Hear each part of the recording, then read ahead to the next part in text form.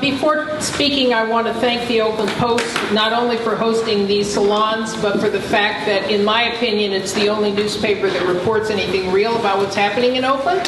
And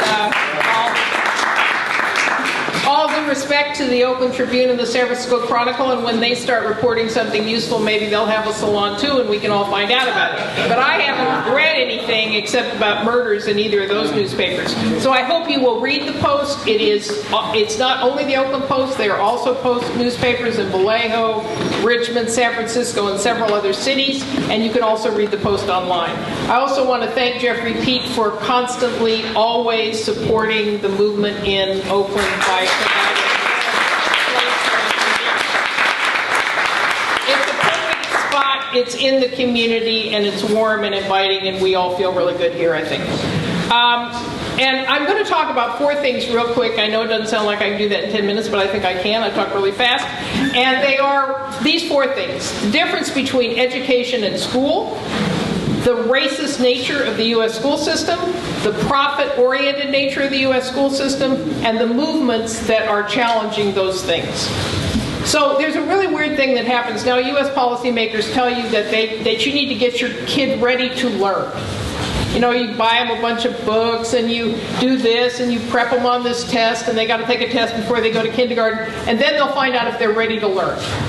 Well, it's a really good indication of how the people who are making education policy in the United States are not educators. Because every educator knows that the child starts learning in the womb, and you cannot stop them from learning. And when they join us here on planet Earth as part of the joy of being in the human race, they get to learn with us, and we get to interact with them and talk with them and teach them and read with them, and they learn all that time. So they don't have to be ready to learn to go to kindergarten, and they shouldn't be challenged to pass some standard or some test, because that is all part of the way the school system is put together in a way that's unfriendly. Fortunately, people learn anyway. Malcolm X learned in a prison cell from the light in the hallway. Freire taught peasants to teach without any books. And our children learn from us through our interactions, and we learn from them by the new things that they are developing as society develops, things that we don't know anything about. We are privileged as a human family to learn from each other. But the educational system does a lot of things that stand in the way of that. And the first and most basic structure is the racism of the U.S. educational system, which is endemic, pervasive, and has existed ever since the beginning. Now, we know some of those things are segregated schools.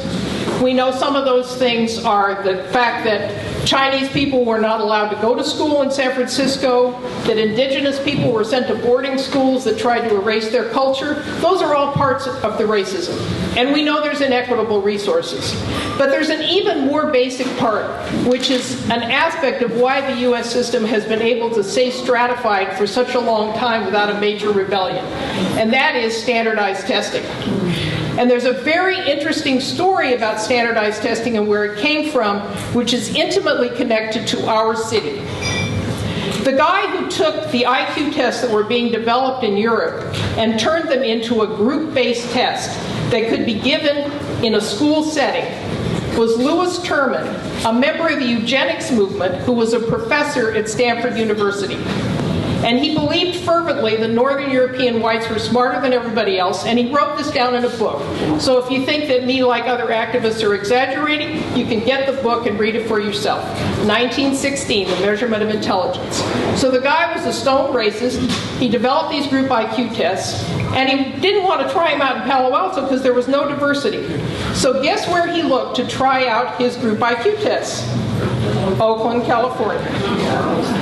He got his director of research, he got his graduate student to become the director of research, Virgil Dixon, went to work down here in, Oakland Public Schools, with another stone racist by the name of Fred Hunter, Hunter Hall, named for Fred Hunter. And they decided to implement this test, and they did, first place in Oakland. And the test did what he designed it to do, which was to show the more affluent, whiter kids to be smarter than everybody else. So the school system was then tracked, absolutely, by kids' scores on the test, and this, of course, created racial segregation, even in Oakland, which was not a southern city, right? It's a northern city. And then they took that same test and used it all over the country, in Detroit and many other cities, and that's the origin of standardized testing. That tracking existed until the 1980s, when the first majority African American school board in Oakland passed a policy rejecting that type of tracking. Now, tracking continued because all the money is basically related to tracking, the money that comes from the federal government, but they tried to get a policy that got rid of that. So that's kind of the origin of the test. Now you and I are told all the time, or we read, that the tests that kids take now are completely different. That's not true. And they said the same thing about those early tests that they said about this test.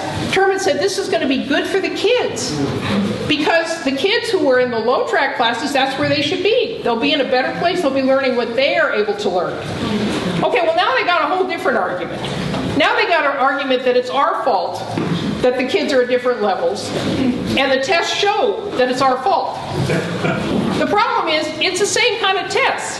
They're not called IQ tests anymore, but they still make the same assumption about human intelligence, which is that it's distributed over a curve. There is absolutely no basis for that. Nobody has ever demonstrated that human intelligence is distributed over a curve. In fact, if they wanted to give a test, they could find one, they could make up items that we're all likely to know and ask those items and suggest that we teach children those items so they would know them. But nothing is on a standardized test that all of us know. The definition of an item on a standardized test is one that differentiates between people. So if they brought in a test maker here and they asked us all a question and we all knew the answer, that would not appear on the test, I guarantee you. So the tests, by their nature, are still the same. And if the US were not so racist, somebody a long time ago would have said, getting the same racially disparate results over a period of 100 years is a big problem, and we're either going to change the society or we're going to change the tests, but that cannot be okay. So that is the essential racist nature. I want to give one more example of what the tests do. They've also been used to track teachers. Kimberly Mayfield talked a little bit about that. But these tests, the first teacher tests, were used in the South in the segregated schools as they were integrating, and they convinced the white school district to use teacher tests to keep the black teachers who had been in the black schools out of the white integrated schools.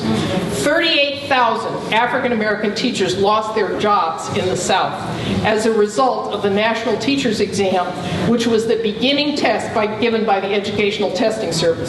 So it's worth it to look into the history of all these bogus tests and where they came from and what they mean. The other item, but the tests are given for a reason, which is beyond the personal racism of the test makers, and that has become increasingly to make a profit.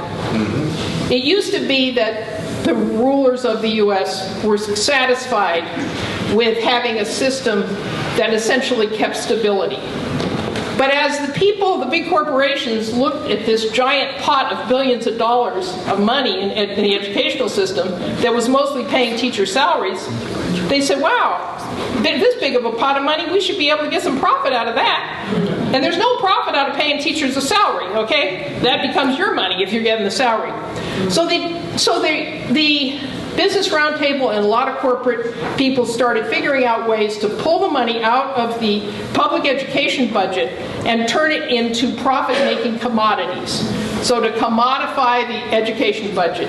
Commodifying means I got a test, I'm a company, I'm going to encourage the legislature and do a lot of lobbying and give them a lot of campaign expenditures so they'll make your school district give my test, which I'm going to make millions of dollars out of because I'm a profit-making company.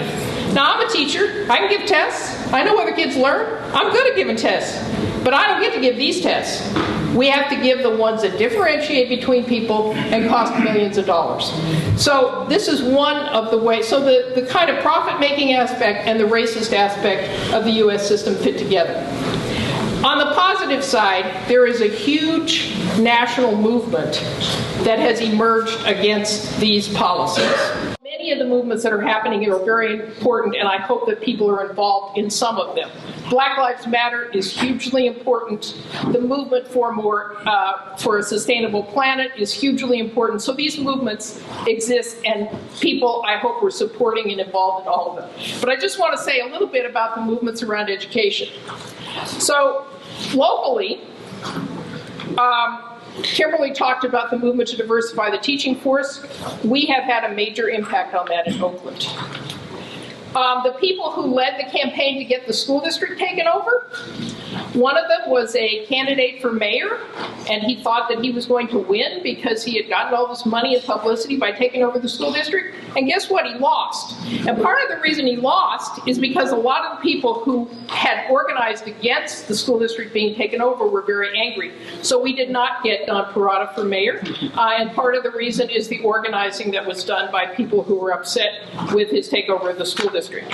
Other movements include the opt-out movement, which is organized to help young people and their parents refuse to take the standardized tests. In New York last year, 20% of New York students refused to take the test. That is having a huge impact in New York on the governor and all these people who love the testing regime. Pearson is being pushed out of a lot of places, including other countries where they're trying to put their billions of dollars worth of tests. And one of the most interesting movements happening internationally is the movement against what this very good Finnish educator called GERM, the Global Education Reform Movement. This is the U.S. effort to foist all these tests and practices on other countries. But there is an international opposition, and two of the leading countries are Finland and Cuba, which both have systems that totally challenge the U.S. model and are much more effective in their results on standardized tests. So they actually, on the international tests, they do better than the rest of Latin America and the rest of Europe and the U.S. So it's kind of convincing that these bad U.S. policies don't work. I made a list, which I'm going to pass out, and you can put in your little red folder, of some of these movements. I also wrote a book a couple years ago about the history of the Oakland schools, and it has stuff in it like the things I was talking about Lewis Terman. Thank you very much.